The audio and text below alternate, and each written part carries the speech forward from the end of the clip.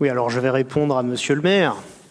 Donc excusez-moi quand même d'être attaché aux dépenses publiques et à la bonne gestion des finances de la ville. Donc vous critiquez le fait qu'on s'exprime comme des agences de notation. Alors moi je prends ça plutôt comme un compliment, puisque finalement heureusement qu'elles sont là. Quand on voit la situation nationale avec les dérives budgétaires énormes qui ont été établies d'année en année, d'ailleurs même j'ai même envie de dire que parfois, vu la situation de la France aujourd'hui, les agences de notation sont même presque complaisantes parfois lorsqu'on voit qu'on est à 6% de déficit public avec un endettement qui est énorme.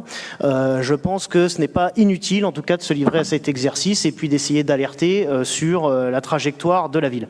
Alors, je prends bonne note des explications qui ont été formulées par Patrice Sac.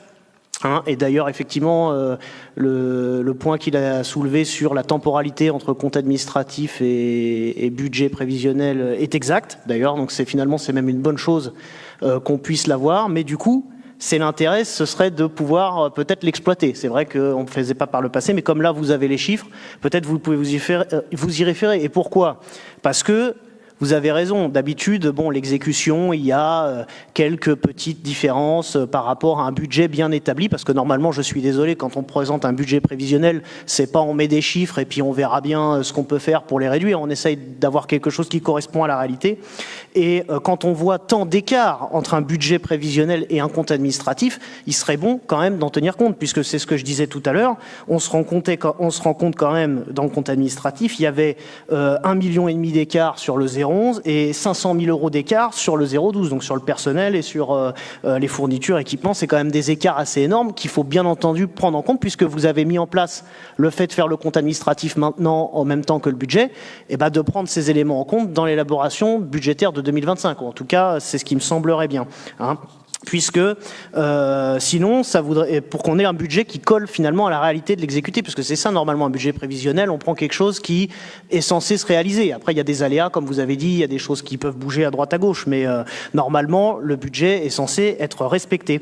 Ou sinon, ça veut dire que finalement, les économies qu'on a constatées dans le compte administratif 2024, c'est finalement, comme vous l'avez dit, quelque part un heureux hasard, c'est-à-dire des postes qui devaient être embauchés, puis finalement qui ne l'ont pas été pendant plusieurs mois, etc. C'est pas à ce moment-là ce que j'appelle une politique d'économie bien définie, comme vous nous l'avez pourtant présenté. Voilà.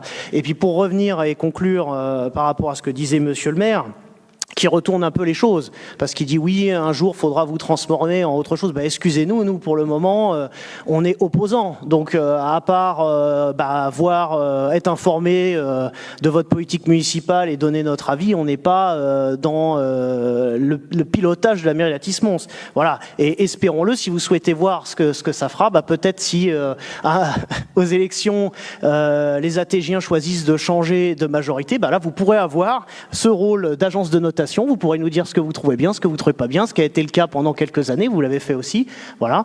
Et c'est ça aussi la démocratie, c'est de pouvoir être soumis quand même au contrôle démocratique de son opposition, qui est là pour effectivement critiquer. Je suis désolé, c'est notre rôle, voilà. Et vous, votre rôle, c'est de nous présenter des politiques publiques. Et je constate que même quand on vous dit pour certaines que c'est bien, vous prenez même pas le compliment. Donc voilà, nous, si vous voulez voir de quoi on est capable, vous verrez bien après les élections, selon ce qu'auront décidé les ATGiens, voilà.